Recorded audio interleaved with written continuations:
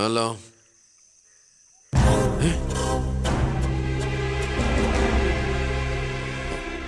എപ്പോ?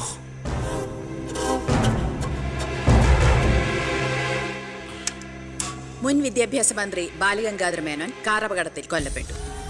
ആഭ്യന്തരമന്ത്രി ശ്രീ ബി കൃഷ്ണകുമാറിന്റെ പിതാവാണ് കൊല്ലപ്പെട്ട ബാലഗംഗാധര മേനോൻ. സംഭവ സ്ഥലത്തു നിന്നും ലോറി ഡ്രൈവറും ക്ലീനറും ഓടി രക്ഷപ്പെട്ടു. മൃതദേഹം പോസ്റ്റ്മോർട്ടത്തിന് ശേഷം ചിറ്റാരിക്കരയിലുള്ള സ്വവസതിയിലേക്ക് കൊണ്ടുപോകും.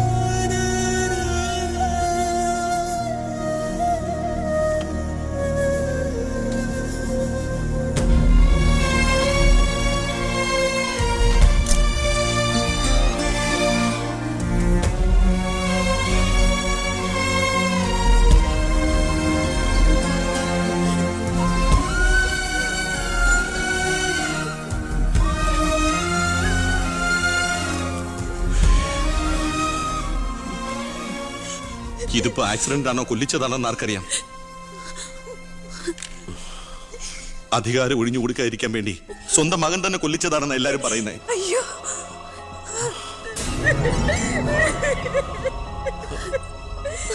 എന്നിട്ട് ആ സമയത്ത് ഒരു ഡൽഹി യാത്രയിൽ ആരും സംശയിക്കില്ലല്ലോ.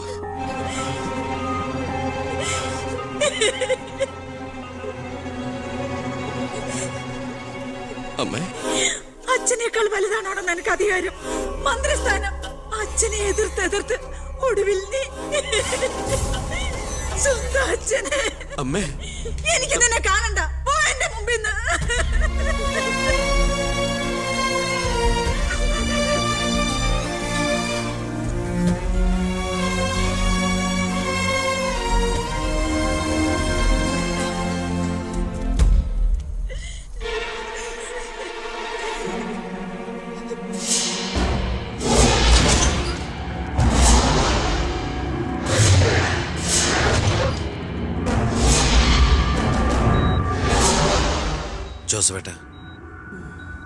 ജോസഫേട്ടൻ അച്ഛൻ്റെ കൂടെ എങ്ങനെയാ?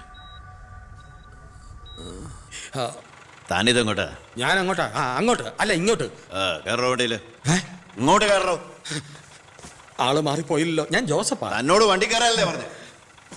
എങ്ങോട്ടാ എന്നെ കൊണ്ടുപോകുന്നേ? കൊല്ലാൻ. വണ്ടി വിടണോ? 10-25 കൊല്ലം നിഴൽ പോലെ നടന്നല്ലേ എൻ്റെ കൂടെ. താനുണ്ടാകണം ഇനി എന്നോടൊപ്പം. PA ആയിട്ടല്ല, നല്ലൊരു സുഹൃത്തായിട്ട്. സാറിന് വട്ടായോ? താനൊന്നും ഉദ്ദേശിക്കണ്ട. ഇത്രയും കാലം എനിക്ക് വട്ട് തന്നെയായിരുന്നു. ഇപ്പൊ തിരിച്ചറിവ് വന്നു. എൻ്റെ മോൻ എൻ്റെ കണ്ണ് തുറപ്പിച്ചിടും. എന്റെ ഈശോയെ, ഞാൻ എന്തായി കേൾക്കുന്നത്? ലക്ഷ്മിക്ക് സന്തോഷമായി കാണുമല്ലേ? അതല്ലേ രസം.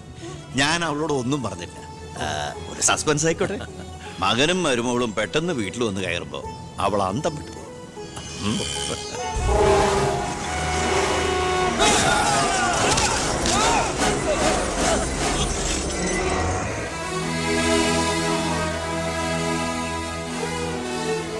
ആ ഇടിയിൽ ഞാൻ തെറിച്ചുപോയി. അതൊരു സാധാരണ ആക്സിഡന്റ് ആയിരുന്നെന്ന് എനിക്ക് തോന്നുന്നില്ല.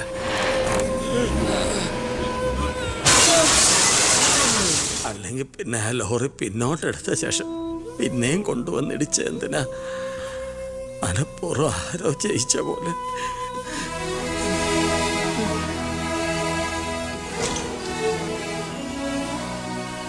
സർ, ഒരു കാര്യം,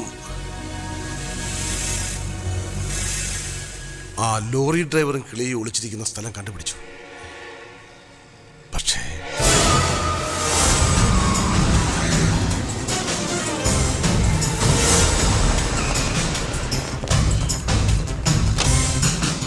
ആ ഗേറ്റ് ക്ലോസ് ചെയ്യൂ. ആരെയും വെളിയിലേക്ക് വിടണ്ട.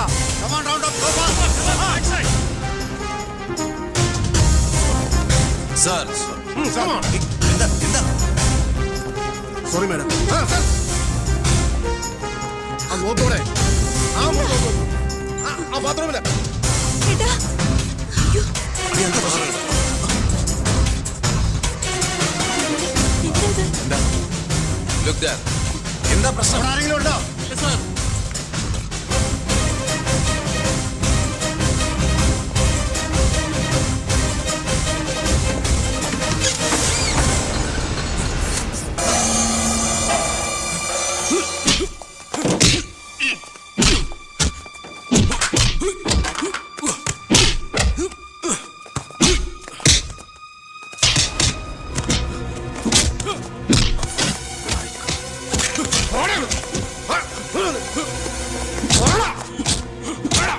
ആരും കേട്ടാ നീ മേനോ സാറിനെ കൊന്നു?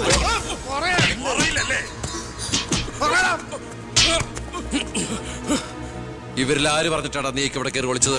പറയടാ. ഒന്ന് നിർത്തുന്നുണ്ടോ? അമ്മേ, എന്താ എന്താ ഇവിടെ? അമ്മേ, ഇവന് അച്ഛനെ, എന്നിട്ട് ഈ വീട്ടിൽ തന്നെ.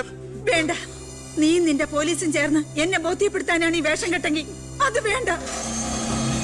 നിനക്ക് എന്ന് തുടങ്ങിയടാ നിന്റെ അച്ഛനോട് ഇത്ര സ്നേഹം? ദയവ് ചെയ്ത് ഇവിടുന്ന് ഇറങ്ങി പോകുന്നുണ്ടോ? ഇല്ല, ഇവനെ കൊണ്ട് സത്യം പറയിപ്പിച്ചിട്ട് ഞാൻ പോവൂ. ഈ ലോകത്ത് എന്റെ അമ്മയെ മാത്രം എനിക്ക് ബോധിപ്പിക്കണം, ഞാനല്ല എന്റെ അച്ഛനെ കൊന്നതെന്ന്. പറയടാ, ആരടാ നിന്റെയൊക്കെ പിന്നില്? ആരടാ നിന്റെയൊക്കെ പിന്നില്? പറയടാ. പറയാൻ ആരടാ എന്റെ അച്ഛനെ കൊന്ന്? ഇവനെ തല്ലിക്കൊന്നാലും പറയില്ലടാ. എനിക്കറിയാം ആരാണെന്ന്. ഇനി എനിക്ക് പിടിച്ചു നിൽക്കാനാവില്ല. ഞാൻ പറയാം. ആ, നീ ഇതുവരെ എഴുന്നേറ്റില്ലായിരുന്നു? ഇന്നലെ ശകലം ലേറ്റായി. ശരി, ഞാൻ കുറെ നേരം കാത്തിരുന്നായിരുന്നു. എന്താ രാവിലെ? എനിക്കൊന്ന് അമ്പലത്തിൽ പോകണം. അമ്പലത്തിലേക്കോ? അതെ, 20 കൊല്ലങ്ങൾക്ക് ശേഷം. ആ പിന്നെ ഞാൻ ഇന്നലെ നമ്മുടെ ഉണ്ണിയുടെ അടുത്ത് പോയിരുന്നു. പരസ്പരം എല്ലാ വിഷമങ്ങളും പറഞ്ഞു തീർത്തു. അവൻ വെറും പാവാ മോനെ, ശുദ്ധഭാവം. ഇപ്പൊ എന്റെ മനസ്സ് മുഴുവൻ കുറ്റബോധ. നമുക്കെന്താടാ ഭ്രാന്തായിരുന്നു? ആവശ്യമില്ലാത്തതൊക്കെ ചിന്തിച്ച് ഒടുവിൽ നമ്മുടെ ഉണ്ണിയെ ഓർക്കുമ്പോ തന്നെ സഹിക്കാൻ വയ്യ. ഞാൻ ഇതുവരെ ഉണ്ടാക്കിയ കോടികളുടെ കള്ളപ്പണം മുഴുവൻ സർക്കാരിന് തിരിച്ചേൽപ്പിക്കാൻ പോവാ. എന്താ നീ എന്താ ഒന്നും മിണ്ടാത്ത? ഞാൻ എന്നും അച്ഛനെ അനുസരിച്ചിട്ടല്ലേ ഉള്ളൂ. അച്ഛൻ എന്തു പറയുന്നോ ഞാൻ അതുപോലെ ചെയ്യാം. ഇതുപോലെ തങ്കപ്പെട്ട മരുമക്കളെയും മോനെയും കിട്ടിയതാ എന്റെ സമ്പാദ്യം. ആ, എല്ലാം നല്ലതിനാണെന്ന് ഓർത്ത് സന്തോഷിക്കാം അല്ലേ? ആ പവി, അമ്പലത്തിൽ പോയതിന് ശേഷം ഞാൻ ആ വഴി തന്നെ തിരുവനന്തപുരത്തേക്ക് പോകും. അവിടെ ഒരു പത്രസമ്മേളനം അറേഞ്ച് ചെയ്തിട്ടുണ്ട്. ജനങ്ങളുടെ മുമ്പിൽ ഞാൻ എന്ന അഴിമതിക്കാരൻ്റെ കുറ്റസമ്മതം. എനിക്കിപ്പോൾ വേണ്ടത് മനസമാധാനമാണ്. മനസമാധാനം മാത്രം.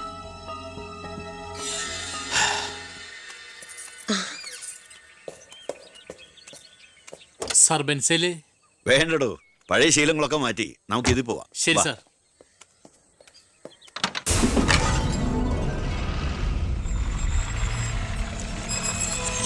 White ambassador KL1888 X minister Balagangadhara Menon. 8 മണിക്ക് മുമ്പേ കാർ നാഷണൽ ഹൈവേ വഴി വരും. കൊലപാതകമാണെന്ന് ഒരിക്കലും സംശയിക്കാത്ത വിധത്തിൽ കാര്യങ്ങൾ തീർക്കണം. ഓക്കെ? ആ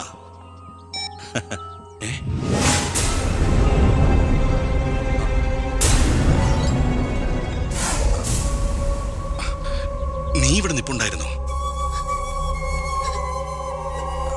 അല്ല മോളെ, നിന്റെ അച്ഛൻ പറഞ്ഞ കേട്ടില്ലേ, മനസമാധാനമാണ് വലുതെന്ന്. നിന്റെ അച്ഛന് മനസമാധാനം വന്നപ്പോ എനിക്കത് നഷ്ടപ്പെട്ടു. വർഷങ്ങൾ കൊണ്ട് ഞാൻ നേടിയത് മുഴുവൻ ഒറ്റ നിമിഷം കൊണ്ട് ഇല്ലാതാക്കണമെന്ന് പറഞ്ഞിട്ട് പോയത് കേട്ടില്ലേ? അയാൾക്കിപ്പോ ഭ്രാന്ത. മോനോട് ഒത്തുകൂടിയ എന്റെ ഭ്രാന്ത്. നീ ഒന്നും അറിഞ്ഞിട്ടില്ല.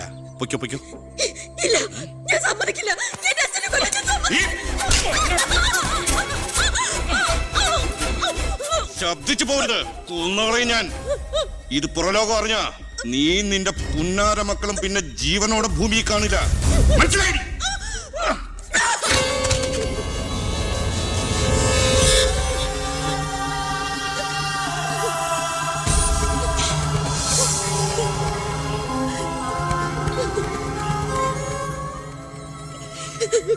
അയാള് ദുഷ്ടനാ.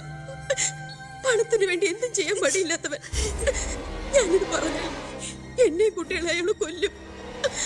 പറഞ്ഞില്ലെങ്കിൽ ഈ ജന്മം എന്റെ അച്ഛന്റെ ആത്മാവ് എന്നോട് പൊറുക്കില്ലടാ.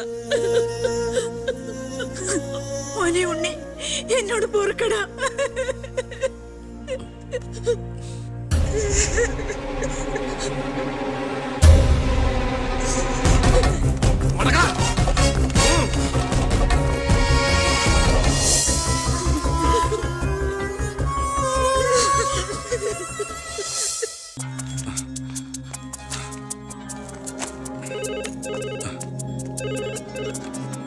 ഹലോ, ആ സിംഗപ്പൂർ ഫ്ലൈറ്റിന് ഓക്കെ അല്ലേ? അടുത്ത ഫ്ലൈറ്റിൽ തന്നെ വേണം. ആ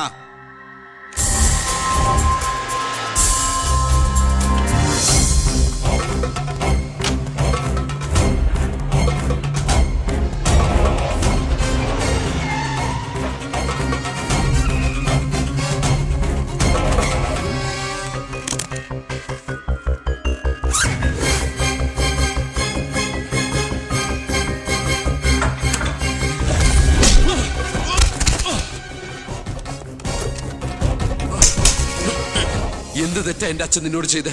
എന്തിനാ എന്റെ അച്ഛനെ നീ? ഞാനെന്ത് ചെയ്തെന്നാ? നീ ഒന്നും ചെയ്തില്ലല്ലേ? സാർ സാർ ആഹാ, അപ്പൊ ഏതാണ്ടൊക്കെ അറിഞ്ഞു അല്ലേ? പക്ഷെ ആ കൊലയ്ക്ക് പിന്നെ ഞാനാണെന്ന് നിനക്കൊരു കോടതിയിലും തെളിയിക്കാൻ കഴിയില്ല. അത്രയ്ക്ക് പ്ലാൻഡ് ആയിരുന്നടാ മാത്.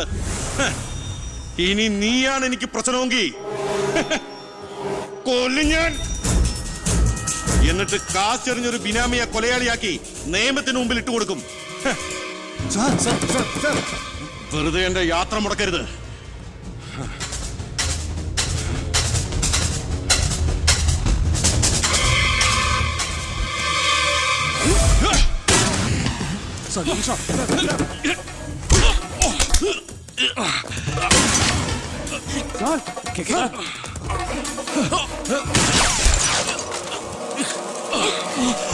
അതോർക്ക് സാർ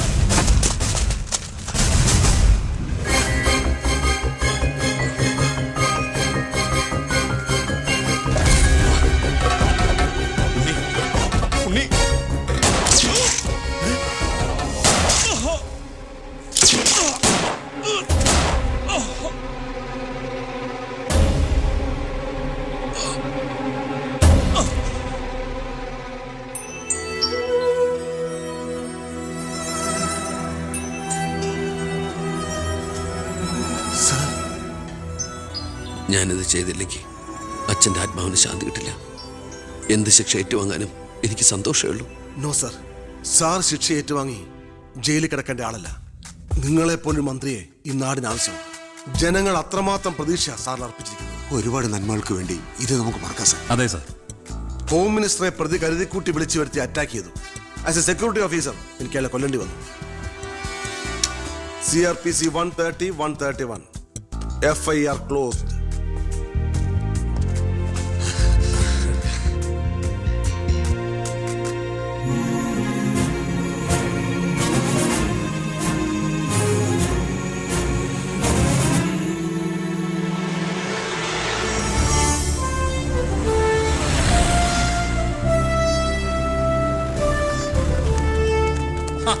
കൃഷ്ണകുമാർ നന്നാവുന്നുണ്ടോ? തന്റെ ഭരണതന്ത്രങ്ങളും പരിഷ്കാരങ്ങളും വിചാരിച്ചില്ല ഇത്രയും. ഞാൻ ഭരിച്ചിരുന്ന മന്ത്രിസഭയില് തന്നെ പോലൊരു ചങ്കുറപ്പുള്ള മന്ത്രി ഉണ്ടായിരുന്നെങ്കിൽ ഞാൻ കാണിച്ചു കൊടുത്തേനെ ഈ കേരളം റിയൽ ഗാഡ്സ് ഓൺ കൺട്രിയാണെന്ന്. പക്ഷെ ഇവിടെ ഡെവിൾസ് ഓൺ പീപ്പിളാണ് സാർ കൂടുതൽ. ഒക്കെ ശരിയാവും, ശരിയാക്കണം. കുറച്ചു സമയവും ഒരുപാട് കാര്യങ്ങളും മെനക്കെടുത്തുന്നില്ല. നടക്കട്ടെ.